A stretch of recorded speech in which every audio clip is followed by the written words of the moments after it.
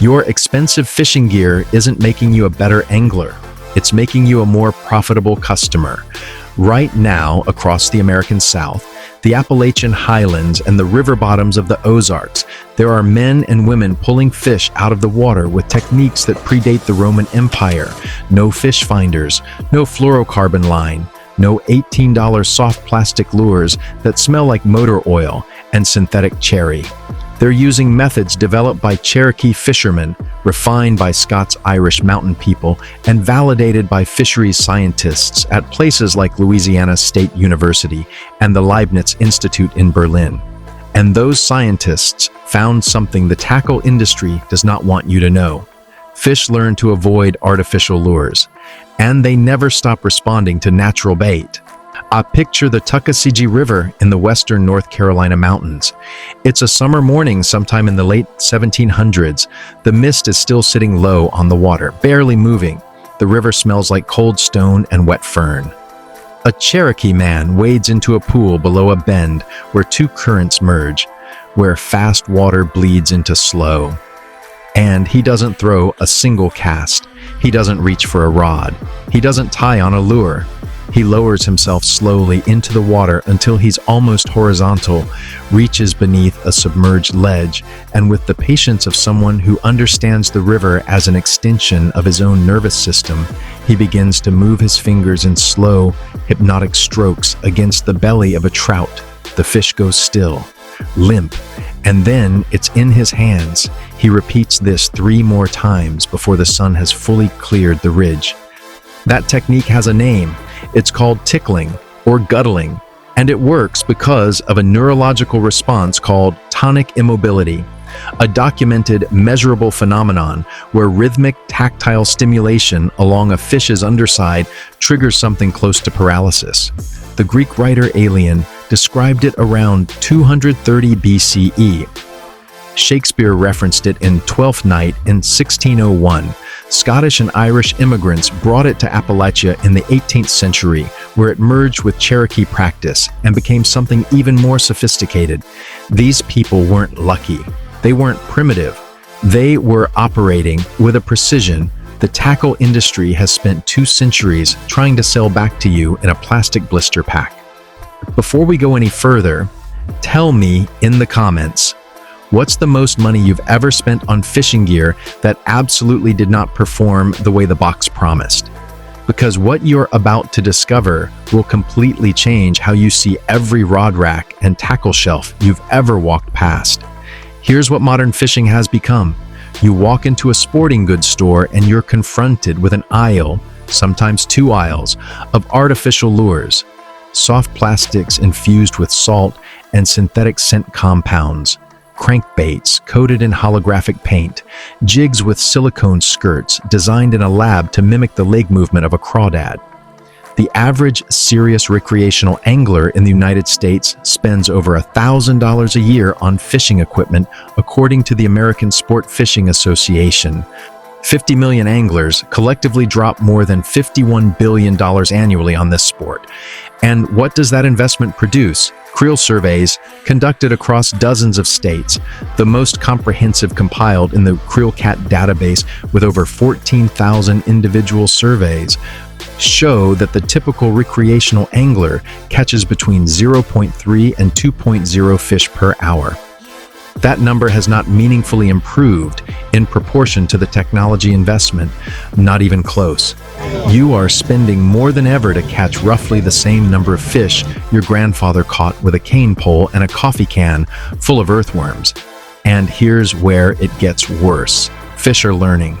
A researcher, Robert Arlinghaus, at the Leibniz Institute of Freshwater Ecology in Berlin, demonstrated that pike in heavily fished waters reject artificial lures at dramatically higher rates than pike in protected areas, and that roughly a third of the catch rate difference comes entirely from fish that inspect the lure and then simply turn away. Another study published in the Canadian Journal of Fisheries and Aquatic Sciences found that pike rejected soft plastic lures on more than 94% of capture occasions. 94%. The landmark Boikema experiment, conducted at the University of Groningen, placed 79 tagged pike in a controlled pond and fished them 7 consecutive days. Artificial spinners were highly effective on day 1. By the end of the study, they were virtually useless on any fish that had been caught before. Live bait? Remain steadily effective every single day. Every single day. The failure isn't your technique. The failure isn't your patience or your skill or your dedication. The system was built to sell you gear, not to catch fish. So what changed? And what did these mountain people and indigenous fishermen understand that the tackle industry buried? Let's start with the science, because it's staggering. A channel catfish has approximately 175,000 taste buds distributed across its entire external body surface. Its barbels, its skin, its fins, its lips, the lining of its mouth. Dr. John Caprio at Louisiana State University, the leading researcher in catfish chemoreception, described the catfish as, in his words, a swimming tongue. When a catfish touches an artificial lure, its entire body functions as a taste organ. And within milliseconds, it detects the complete absence of the amino acid signatures that identify real food. It spits the hook before you ever feel the bite. Fish olfactory systems, according to research published in the Journal of Fish Biology, can detect amino acids at concentrations as low as 1 part per 10 billion. The human nose cannot come close to that sensitivity, and the 4 main chemical classes that trigger feeding responses in fish: amino acids, bile acids, gonadal steroids, and prostaglandins are released continuously and naturally by living bait. They are entirely absent from every soft plastic, painted metal, or injection molded lure ever manufactured. Then there's the lateral line. This system, present in fish that diverged from our evolutionary branch over 400 million years ago, detects water displacement from several meters away. It can track the hydrodynamic wake of a swimming creature for several dozen seconds after that creature has already passed and disappeared. Researcher Digraph called it, precisely, touch at a distance. A live minnow produces a biologically authentic vibration pattern: irregular, organic, complex, alive. A crankbait produces a mechanical, repeating pattern, and fish, under fishing pressure, learn to distinguish them. Add to this electroreception, which catfish, paddlefish, and sturgeon use to detect the minute electrical fields generated by muscle contractions in living prey. Natural bait generates a bioelectric signature. A plastic worm generates nothing. For electroreceptive species, that silence is a rejection signal. The mountain men and Cherokee fishermen who built these techniques didn't have the science, but they had generations of observation. And those observations produced methods that satisfy every sensory test a fish runs on potential food. Trick number 1 was the fish weir, and calling it a trick barely does it justice. It was a permanent infrastructure project. V-shaped walls of river stone, sometimes spanning the entire width of a river, funneling fish through a narrow gap into a cone-shaped wicker trap that the current held in place.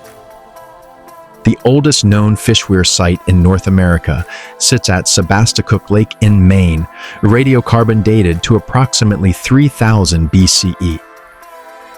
The Boylston Street Fish Weir in Boston, discovered during subway tunnel excavations, was built between 3,700 and 5,200 years ago, older than the city sitting on top of it. A 2019 survey by the North Carolina Office of State Archaeology identified 750 fish weirs across more than 10 states. In Pennsylvania alone, they found 141. Mark Cantrell of the U.S. Fish and Wildlife Service surveyed the rivers of the southern Appalachians and stated, "There is not a river in the region without weirs." When John Lawson traveled North Carolina's coast in 1700, he wrote of pulling more than 300 fish from a single weir in a single session. Think about that number the next time you go home empty-handed. The second technique was trot lining. And this isn't what the modern version has become. Robert Beverly Jr. described the original method in his 1705 History and Present State of Virginia, calling them spill yards. A long line staked across a river, hung with hooks on short leaders every 2 to 6 feet, was carrying somewhere between 25 and 50 baited hooks per line. The mountain man ran this line with chicken liver, fresh-cut bait, or live crawdads. He checked it before dawn and after dusk, when catfish and walleye feed hardest. He wasn't sitting in a chair watching a rod tip. He was running a passive system that worked while he slept, like a trap. The line fished the scent of real meat, releasing amino acids and blood proteins into the current continuously throughout the night, drawing fish from downstream the way smoke pulls you toward a fire. Here's where it gets remarkable. Trick number 3 was plant poison fishing, and the Cherokee had turned it into a precise science. Black walnut hulls, the thick green casing around the nut, contain a compound called juglone. Yellow buckeye nuts contain escalin. Goat's rue, also known as devil's shoestring, contains rotenone, the same compound wildlife agencies still use today for fisheries management. These plants were crushed and worked into a still pool or dammed section of river during late summer when water levels were low. The saponins and rotenone entered the fish through their gills, temporarily disrupted their ability to process oxygen, and drove them to the surface where they could simply be gathered by hand. The fish were safe to eat. The fish often survived in clean water, and the entire community, men, women, children, participated in the harvest.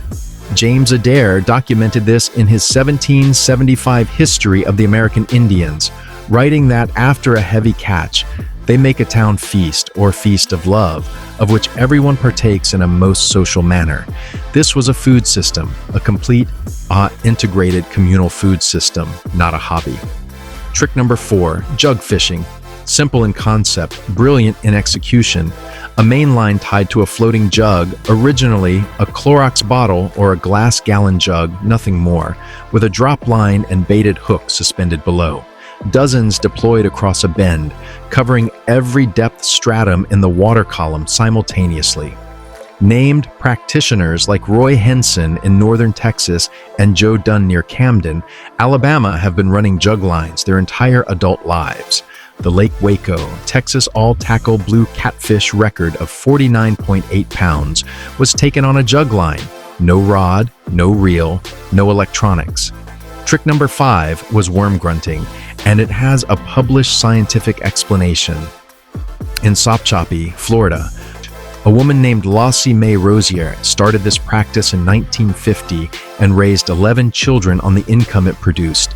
The method: drive a wooden stake into the ground, then rub a flat piece of iron across it to produce a low, rhythmic vibration.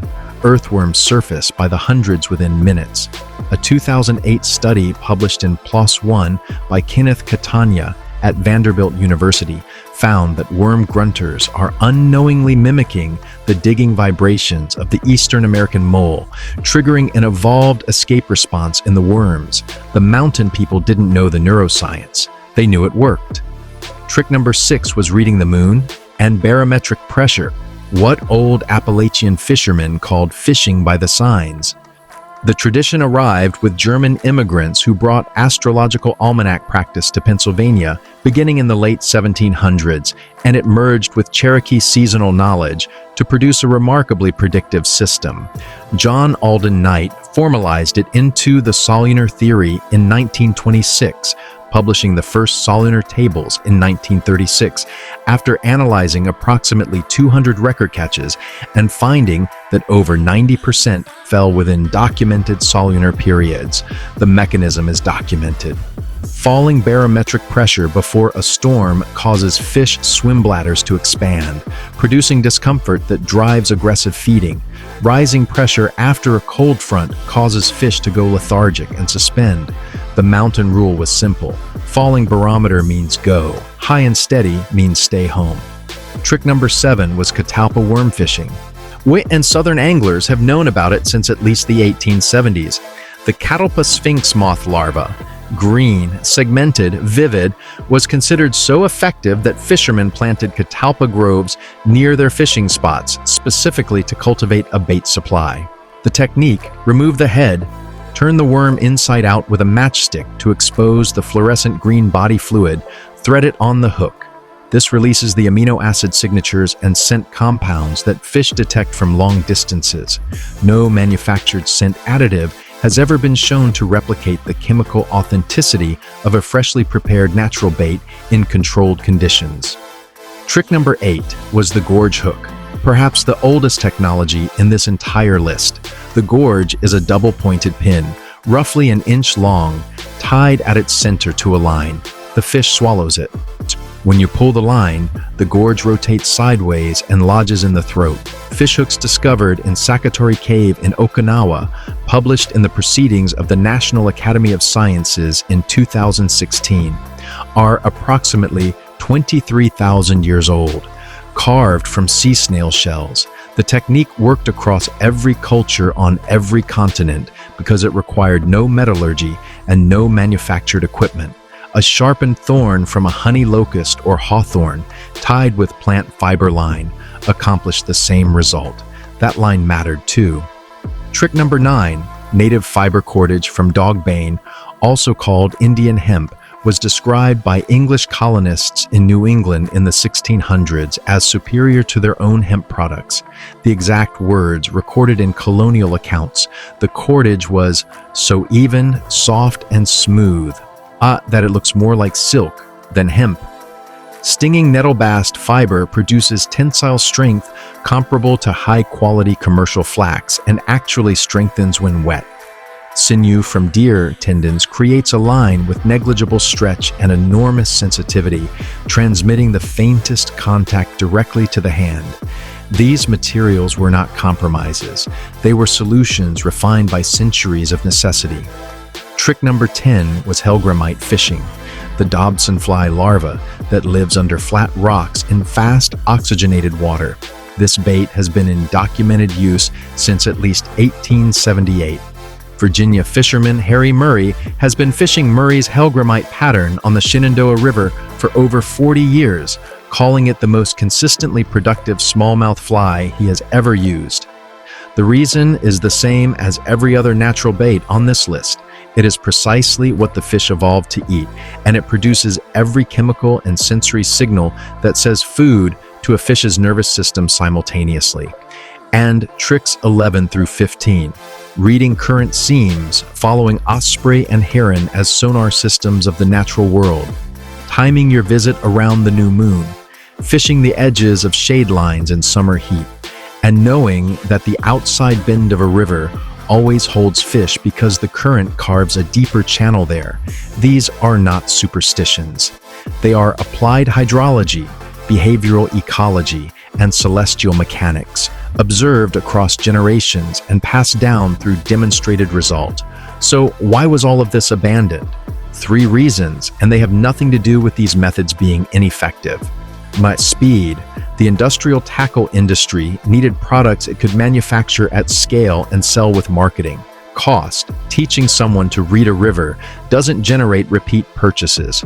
And the arrival of cheap synthetic materials in the mid-20th century made it possible to mass-produce something that looked like fishing equipment and could be sold on a retail shelf with a guarantee-shaped promise on the packaging.